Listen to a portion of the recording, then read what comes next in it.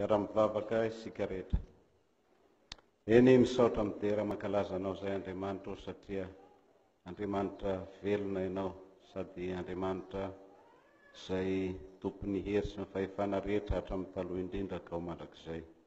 Izany koa no iankofanay sy anatonanay anao no famindramponao sy ny fahasoavanao. Dia io koa ny teninao izay efa novakiana taminay sady mbola toriana aminay koa amin'ity maraina ity. Dia io koa ireo rehetra izay tsy afaka mamonjy izao fotoana izao, ampangino koa ny feo hafa rehetra amin'ity maraina ity izay tsy avy aminao, koa ny tenena aminay Jesosy araka ny habe ny fahasoavanao. Amen. Ny tenin'Andriamanitra izay voalahatra ho toriana amintsika amin'izao alahady fahaenina alohan'ny Pasika izao, dia raha antsika mahita araka izay voasoratra ao amin'ny filazantsara araka ny Lioka. Lioka toko 10 andiny 17 hatramin'ny 20. Lioka toko 10 andiny 17 hatramin'ny 20.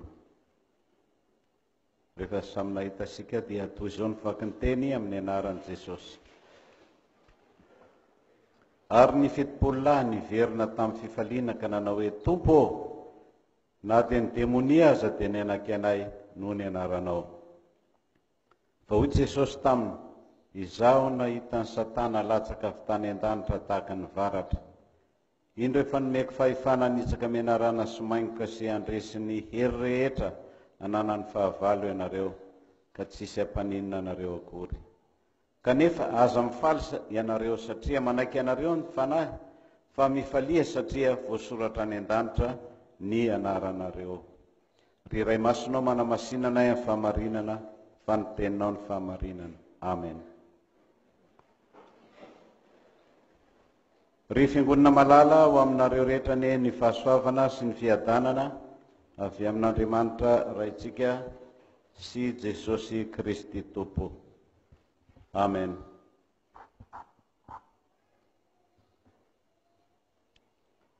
Alahady fahaenina alohan'ny Pasika ny alahady androany. Ary atsoina ihany koa teo amin'ny fiangonana tranainy izay mbola nolovatsika dia natao hoe alahadin'ny Karemy, alahadin'ny Karemy. Izany hoe misy alahady 12 mialohan'ny Pentekosta izany. Tamin'ny alarobia raha mijery ny almanaka isika dia misy hoe alarobia lavenina, alarobia lavenina. Izany hoe fotoana manokana izay anombohana indrindra ny Karemy dia fotoana anaovana vavaka, anaovana fifonana, ary izany koa no banjintsika amin'izao alahady voalohany amin'ny Karemy androany izao. Ny lohahevitra izay nomen'ny fiangonana momban'izany alahady voalohany amin'ny Karemy izany dia ny hoe iantso izy. Iantso izy araka ny Salamo 120 andiny 112 tapany voalohany. Dia milaza ny mpanao salamo fa miantso an Jehova izy ary dia mamaly vavaka sy miaino azy Jehova. Izany no antsoina hoe tamin'ny fiteny latina zany invocabit na vocation moa zany fiantsoana. Iantso izy. Ny tenin'Andriamanitra sy ny alahady voalohany amin'ny Karemy androany dia fanomezan-toky ho atsika, fanomezan-tsoky fa mamaly vavaka atsika Andriamanitra, miaino ny fitarainantsika izy amin'izao fotoana anamariana ny Karemy izao, izay fotoana fanaovana fivavahana, fotoana fifonana, fotoana izay iantsotsika an'Andriamanitra manoloana ny loza izay andalovantsika mandrakariva eto amin'izao tontolo izao, manoloana ny zavatsarotra, manoloana ny fakapanahy izay efa niatra tamin'i Jesosy koa, izay nivakiana tamintsika teo ireo karazana fakapanahy maro samihafa. Dia Andriamanitra mamaly, Andriamanitra miaro, Andriamanitra mitantana, ary Andriamanitra mampandresy atsika koa. amin'ny herin'ny devoly sy ny fakapanahy maro samihafa. Izany koa no fehezin'ny tenin'Andriamanitra rehetra izay nivakiana teo, ny Genesis 3 lava dia lava izy io, fa manambara ny votoatin-kevitra ny hoe ny afetsen'ny devoly izay maka fanahy sy mamitaka sy te handavo ny olombelona ary nahalavo any Adama sy Eva fa izay. Ny Apokalipsy dia maneho indrindra kosa fa resy ny devoly satria saika anohitra an'Andriamanitra sy aka ny fahefan'Andriamanitra, ka dia hoy ny voalaza ao amin'ny Apokalipsy hoe nazera ilay dragona. Nazera ilay dragona ka nazera ty ambonin'ny tany amin'ny fahatezerana, ka dia manao ny asany miapanga ny rahalahy, manao ny asany mampijaly ny olon'Andriamanitra eto amin'izao tontolo izao. Ny hoe nazera ilay dragona ka dia manao ny asany eto an-tany dia tsy milaza fa ny devoly ny tompony teny farany ka maneho ny heriny, fa manambara kosa fa resy ilay fikomiana lehibe izay nataony entiny eritreretana ho fanonganam-panjakana dia ny fanjakan'Andriamanitra izay nitarihan'ny Lucifera, ka dia nazera ety ambonin'ny tany io mpitarika ny fikomiana tamin'Andriamanitra. Anjely ny devoly dia anjely ny vadika, anjely niala teo amin'izay fiantson'Andriamanitra azy ka tonga devoly. Ary ny tena anjaran'ny devoly dia tsy misy ny famelan-keloka ho azy, tsy misy ny fibebahana ho an'ny devoly, fa dia very mandrakizay izy, asana fanendren'Andriamanitra io, ka tsy anjarantsika ny mandalina ny momba izany. Miaino antsika Andriamanitra ka mandresy antsika amin'ny fakapanahy, mandresy ny devoly, na dia mampiseho ny heriny sy ny fahefany aza. Ny devoly nazera ety ambonin'ny tany ilay dragona. Ary ny asan'io devoly io dia mbola miapanga antsika mandrakariva, miapanga ny olon'Andriamanitra. Ianao ve dia mba ho voavonjy? Ianao ve dia mba olo marina? Ianao ve dia mba manao ny asan'Andriamanitra kanefa izao sy izao sy izao ny mombanao? Ianao ve dia mba handeha l'eglizy any androany handray fanasan'ny tompo kanefa ianao ane tahaka an'izao sy tahaka an'izao? Fiapangahana tsy mitovy ny amin'ny hoe fitarihan'ny fanahy masina mampibebaka ny olona miala amin'ny ratsy, fa hafa koa ny ataon'ny devoly, dia izy miapanga anao ka mahatonga anao hamoy fo, mahatonga anao handositra an'Andriamanitra. Io ny fikendren'ny devoly sy ny miaramilany dia miapanga. Ary tokony hitandrina koa itsika amin'ny fahaiza mitsikera, ny fahaiza mitsikera eo amin'ny asa sy ny asa fampandrosoana sy ny teknika, dia ilaina ny fahaiza mitsikera, ilaina ny fahaizana manao tombana, inona ny tsy nety ary inona ny mety tokony ho tohizana.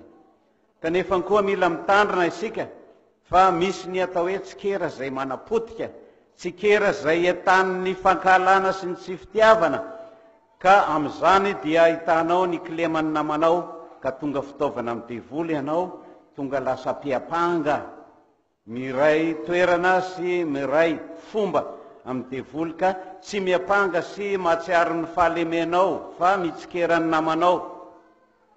Ilay ratsy ao aminao tsy hitanao fa le ratsy ao amin'ny namanao no tazanao, sady melohinao, ampangainao, anaovanao fosafosa isan-karazany, satria ilay maizina ao amintsika tsy tazantsika, ka tonga maizina ampototry ny jiro. Tovy amin'ny jiro ny poto any jirama, ilay mirehitra fa tsy le hoe tsy mirehitra kory. Manazava ny poto any jirama, tarafiny ny somary lavidavitra hitany mazava, fa ny ao ampototry ny poto tsy mazava, tsy hita. Takan'izany koa isika izay tia mitsikera sy miapanga namana mandrakariva, mahita ny kileman'ny namana fa tsy mahita ny kileman'ny tenako sy ny tenanao.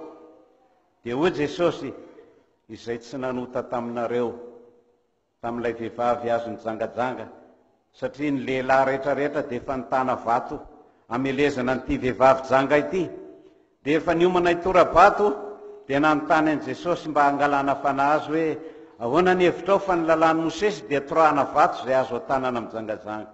Dia ahoana hoy Jesosy rehefa niondrika izy, nandinika izy, reto lehilahy be dehibe reto, zafady amin'ny lehilahy fa lehilahy aby le nitana vato fa tsisy vehivavy nitam-bato akory tamin'izany. Dia hoy Jesosy, izay tsy nanota taminareo no mitora vato azy voalohany. Io ilay hoe maizina pototry ny jiro, malaky mahita n'ilay olon-dratsy dia hanao fitsaram-bahoaka, ho vonoina ho faty. Hoy Jesosy, izay tsy nanota taminareo ny mitora vato azy mialoha.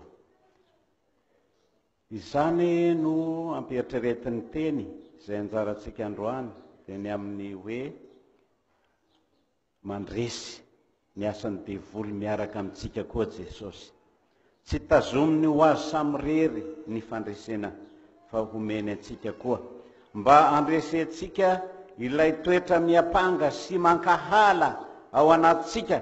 Ka hoy Jesosy, voalaza ao amin'ny lalàna nify solony nify ary mankahala ankala zay mankahala anareo. Dia hoy Jesosy, mivavah ho an'izay tiava ny fahavalonareo. Sarotra zany, tiava ny fahavalonareo. Olo manano tsy mety aminakako tiako, sarotra zany. Kanefa hoy Jesosy, mivavah. Fa izany no filazantsara, satria isika koa dia fahavalon'Andriamanitra. Kanefa dia hoy Jesosy, raha eo mamela ny elony fa tsy fantany izay nataony. Momba nyty asan'ny devoly ty dia hoy ny lehilahy malaza anankiray teolojiana atao hoe Karl Barth. Isika kristianina hoy izy dia tsy tokony ho variana na hanamaivana ny amin'ny asan'ny Satana sy ny herin'ny devoly, fa tokony hamantatra tsara ny fomba nyty devoly ity, ka tsy ho variana ny kristianina, fa hamantatra tsara ny fomba sy ny fitaka izay ataony, kanefa tsy hijery azy maharitra na anao ny asan'ny devoly ho ivo ny fiainantsika. Ka isan'andro dia heverintsika fa dia ny devoly ny tompon'ny fiainantsika, fa rehefa hitanao ny hafetseny dia mpanjiny ny herin'ny Kristy. Ny herin'ny Kristy ilay mandresy ny asan'ny devoly, ary didio amin'ny anaran'i Jesosy izy, tahaka ny nataon'i Jesosy hoe mandehana ianao ry Satana, fa Jehovah Andriamanitra ao no iankofanao, ary izy rery ihany no ivavahanao, antsoinao. Hoy ny tenin'ny Paoly Apôstôly, aza manome fitoerana ho an'ny devoly, ary hoy koa izy, manoera ny devoly dia andositra anareo izy. Ny afatra faraparany soahantsika amin'ity perikopa anjarantsika androany ity dia momba ny fomba sy ny zava-misy eo amin'ny fiainantsika, dia izay niantra koa tamin'ny apôstôly. Ny apôstôly nanao tatitra, ary tsara ny manao tatitra. Io moa ianarantsika amin'ny FLM ny atao hoe tamberina andraikitra. Tamberina andraikitra zany hoe izay nanome andraikitra anao dia tokony hanaovanao tatitra. Ny fiangonana naniraka anao dia manao tatitra ianao. Ny sampana tsirairay avy dia manao tatitra, ary ny tatitra dia manao tatitra marina. Nanao tatitra marina amin'ny zava-misy ny apôstôly, fitopolo lahy izay nirahan'i Jesosy, nandroaka devoly, nitory ny filazantsara, nanasitrana amin'ny marary, dia nanao tatitra izy ireo. Dia ahoana ny tatitra nataony? Na dia ny demonia aza dia ahoana hoe na dia ny demonia aza dia naninona ozy? Tsy nitandreny tsara ny sasany ato. Na dia ny demonia aza dia nanaiky anay, nanaiky anay ny demonia. Fahombiazana, tatitra tsara, mizara fifaliana ny apôstôly, nizara ny hafaliany sy ny fahombiazany, satria nandresy ny demonia, nandresy ny aretina. Kanefa ahoana ny tenin'i Jesosy? Mention très bien ve ozy? Fa ahoana ny nataony azy? Mitandrema, mitandrema, mitandrema. Aza mifaly satria manaiky anareo ny devoly, fa mifalia satria ozy voasoratra any an-danitra ny nareo. Ny afetseny ty devoly ty ry havana dia hainy ny manodina ny fandresena ho faharesena. Hainy devoly mampiodina ny fandresenao ho tonga faharesenao. Misy zavatra ohatra mitovitovy zany fa tsy mitovy fa mifanohitra. Ny mpianatra fitopolo lahy dia nandresy, kanefa ny devoly dia te hanodina an'izany ho faharesena. Inona izany? Tsy miankina intsony amin'ilay fahasoavan'Andriamanitra, fa ilay fahefana na tonga fieboebona, na tonga firereana. Ary mila mitandrina amin'izany koa isika, ka mahatonga an' Jesosy, indro zany nahita ny Satana ozy nilatsaka avy tany an-danitra, tahaka ny inona ozy? Tahaka ny varatra. Mba hainareo moa ny intensité an'io varatra io, ny courant hoentin'izy io, firy ampère. Ny courant eto amin'ny ty jiro mampiodina ventilateur ty, hainareo firy ampère izy io? Asa eo monsieur Jacquelin angamba mahay an'izay tsara fa mety tsy haitsika. Fa 10 na 15 ampère. Ary anao raha mitazona an'io dia tavela eo anao. Tavela eo lany courant maty. Kanefa ny varatra dia tena faratampo ny heriny ary mamono mihoatra noho ny 3000 na 5000 volts iry amin'ny poteau io, haute tension. Izay tena mamono sy tsy mamindra fo.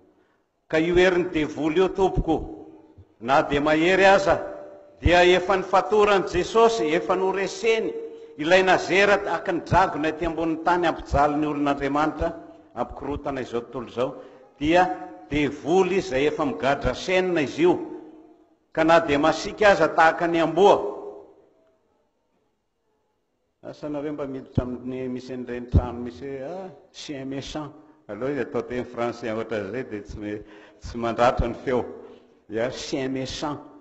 Ary tena misy tena chien méchant tokoa. Fa izy rehefa migadra senina, mailo zany ny tompotrano, dia voafetra ihany fa hatreo amin'ilay senina ihany izy no afaka manaikitra, dia tsy misy loza atahorana loatra. Misy loza atahorana fa tsy be araka ny maha izy azy. Tahaka izany koa ny asan'ny Satana.